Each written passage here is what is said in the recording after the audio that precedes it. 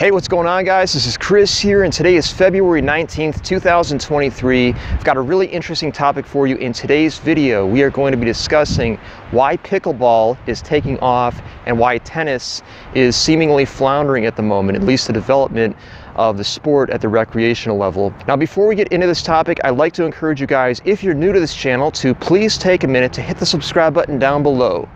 That'll keep you notified of any time we release additional content like this. And of course, if you enjoy videos like this, then please be sure to share this video with your friends. All right, guys, without further ado, let's get into it.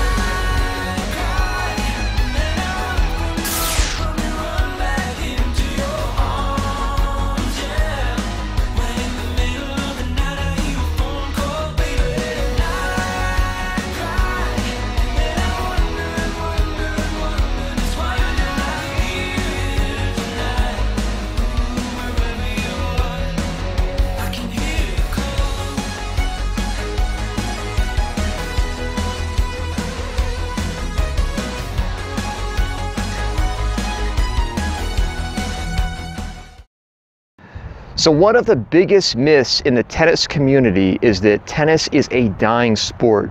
This is something that I've literally heard for over 15 years now. People believe that tennis is dying, that its glory days were 40 plus years ago, and that the sport is just destined to burn out at some point. And I'm here today to tell you that's 100% false, because I coached tennis for over 5 years.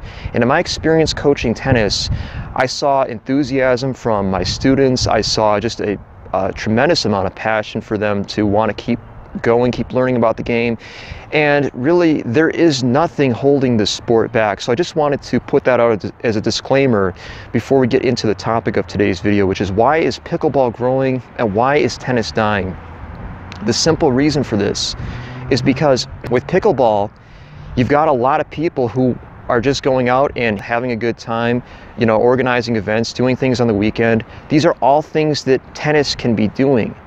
If you think about it, if we had events in our local community, and I know some communities are lucky enough to have this, but a lot of them, from what I've read, don't have this. What's that going to do for the game? Well, it's going to drive more interest. It's going to get more people out there wanting to play, wanting to compete, wanting to train, wanting to buy more equipment for the game, and it's going to lead to the game becoming more popular over time.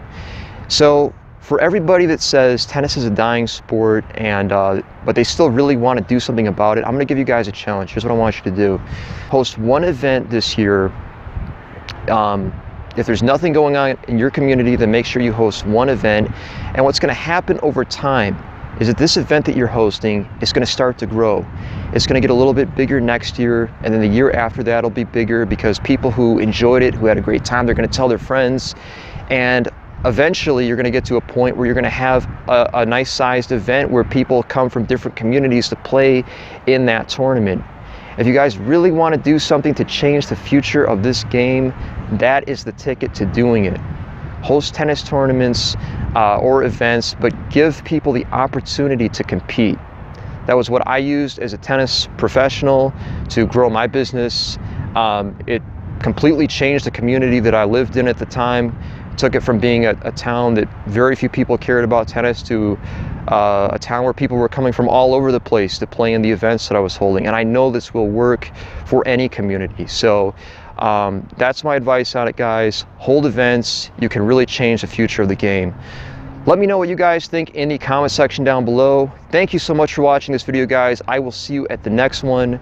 This is Chris, signing out.